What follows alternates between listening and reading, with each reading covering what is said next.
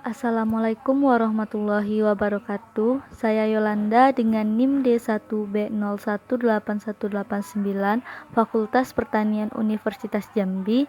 Ini merupakan ringkasan dari Suara Jernih di Tengah Hiruk Pikuk apresiasi atas kontribusi Profesor Dr. Emil Salim dalam wacana CSR di Indonesia. Sandra Wedok menyatakan bahwa wacana dari praktik CSR (Corporate Social Responsibility) merupakan dua dunia paralel. Wacana dimaksud untuk melakukan refleksi mengenai sejauh mana praktik CSR telah dilakukan di dunia usaha.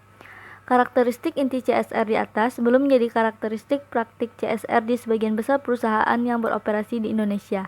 Sifat sukarela masih jauh lebih kerap diartikan sebagai sesuai interpretasi masing-masing, bukan sebagai ketaatan kepada seluruh regulasi dari tingkat lokal maupun hingga internasional, lalu berusaha sekuat mungkin melampaui itu semua. Sistem CSR adalah kesatuan manajemen tanggung jawab sosial yang dimulai dari penilaian, pembuatan strategi, eksekusi, hingga komunikasi. Di Indonesia, berbagai aktivitas tersebut sangat jarang dilakukan.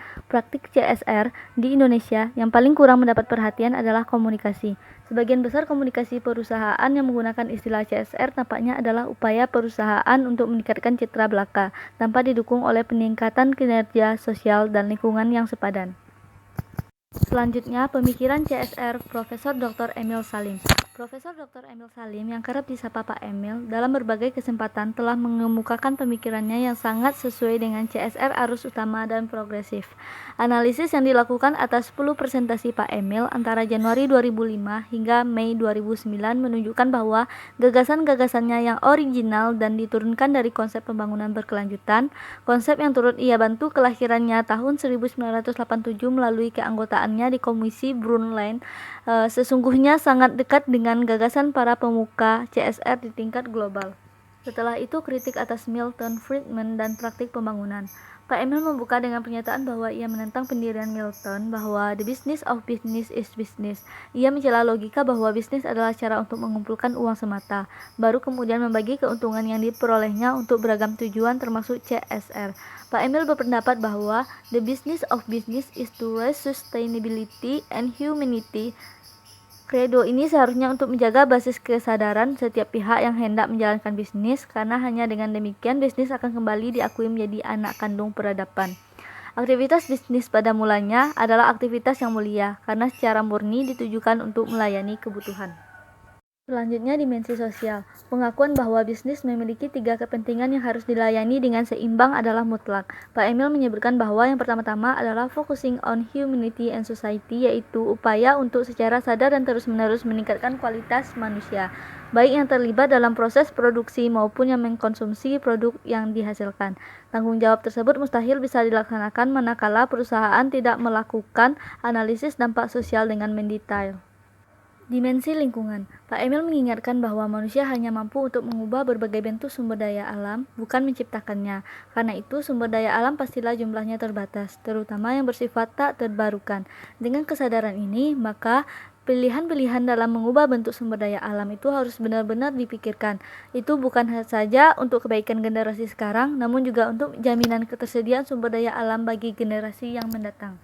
Dimensi ekonomi. Ini mendudukkan perusahaan pada awal tujuan eksistensinya, yaitu memenuhi kebutuhan umat manusia dengan melakukan alokasi sumber daya dengan cara terbaik. Salah satu hal yang paling mengganggu kemampuan bisnis dalam mengalokasikan sumber daya secara terbaik adalah distorsi pasar, termasuk mengabaikan perhitungan biaya sosial dan lingkungan. Beliau juga menyebutkan bahwa banyak sekali aktivitas ekonomi yang dianggap menguntungkan hanya karena seluruh biaya tidak dihitungkan dengan benar. Berbagai standar CSR. Pak Emil dalam berbagai kesempatan juga menekankan perlunya perusahaan untuk mengadopsi berbagai standar internasional yang sudah atau akan diberlakukan. Adopsi standar itu sangat penting untuk alat manajemen guna meningkatkan kinerja, membuktikan peningkatan kinerja, serta menaikkan posisi di pasar internasional. Pak Emil kerap menyebutkan 2 standar ISO, yaitu ISO 14000 dan ISO 26000. ISO 14000 adalah standar pengelolaan lingkungan, sementara ISO 26000 adalah petunjuk untuk tanggung jawab sosial organisasi yang hingga awal 2010 statusnya adalah draft internasional standar. Pak Emil pernah menyatakan 4 standar industri yang penting, yaitu RSPO untuk perkebunan dan pengelolaan kelapa sawit, Equatorial Principle untuk perbankan, EITI untuk pertambangan dan migas, serta Ecolabel untuk kehutanan. Untuk melaporkan tanggung jawab sosial, beliau menyarankan agar perusahaan mengadopsi GRI, yaitu yang mulai tahun 2006 telah memperkenalkan generasi ketiganya. Selain itu, Pak Emil juga menyatakan dukungan untuk pembuatan SRI karena penting bagi perusahaan untuk masuk ke dalam indeks keberlanjutan seperti SRI. Karena dengan demikian, perusahaan-perusahaan berkomitmen CSR tinggi bisa memisahkan dirinya dari perusahaan kebanyakan. Dampaknya adalah peningkatan reputasi dan akhirnya keuntungan ekonomi yang lebih besar. Regulasi CSR di Indonesia. Salah satu hal penting yang juga kerap ditanggapi oleh Pak Emil adalah mengenai regulasi CSR di Indonesia. Walaupun ada cukup banyak regulasi yang bisa dikaitkan dengan CSR secara keseluruhan maupun parsial, misalnya berbagai regulasi mengenai tata kelola perusahaan, HAM, Ketenagakerjaan, dan perlindungan lingkungan. Beliau berkonsentrasi dalam mengomentari UU Perseroan Terbatas atau UU nomor 40 2007 atau juga dengan UU PT.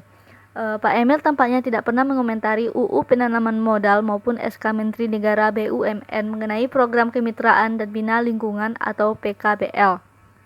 Pendapat saya tentang CSR untuk pertanian berkelanjutan. CSR adalah sebuah pendekatan di mana perusahaan mengintegrasikan kepedulian sosial dalam operasi bisnis dan interaksi mereka dengan para pemangku kepentingan, berdasarkan prinsip kesukarelaan dan kemitraan. Sesungguhnya substansi keberadaan CSR adalah dalam rangka memperkuat keberlanjutan perusahaan itu sendiri di sebuah kawasan, dengan jalan membangun kerjasama antar stakeholder yang difasilitasi perusahaan tersebut dengan menyusun program-program pengembangan masyarakat sekitarnya, di mana pertanian berkelanjutan dimaksud merupakan suatu program sebagai dampak dari usaha-usaha yang telah dirintis, berdasarkan konsep kemitraan dan tekanan dari masing-masing stakeholder. Ada 5 elemen sehingga konsep pertanian berkelanjutan sangat menjadi penting. Di antaranya yaitu yang pertama, ketersediaan dana, misi lingkungan, tanggung jawab sosial, terimplementasi dalam kebijakan, dan mempunyai nilai keuntungan sehingga terjadi pertanian berkelanjutan. Pendapat saya tentang CSR bidang pertanian di Provinsi Jambi. Provinsi Jambi, pembangunan sektor pertanian merupakan hal penting karena dapat mendorong percepatan pembangunan wilayah. Bagi Provinsi Jambi, potensi dana CSR cukup besar. Hal ini disebabkan cukup banyaknya perusahaan yang menjalankan usahanya di Provinsi Jambi dalam berbagai sektor, baik yang berkantor di Jambi maupun merupakan cabang perusahaan, baik itu BUMN maupun perusahaan swasta dengan potensi dana CSR bisa mencapai angka 428 miliar rupiah. Tetapi ternyata penyaluran dana CSR yang disalurkan BUMN maupun BUMS untuk usaha-usaha pertanian di Provinsi Jambi masih relatif kecil bagi sektor pertanian yang memiliki peran penting dalam percepatan pembangunan wilayah. Itu hasil ringkasan dari saya. Salah dan kurang saya mohon maaf. Terima kasih. Wassalamualaikum warahmatullahi wabarakatuh.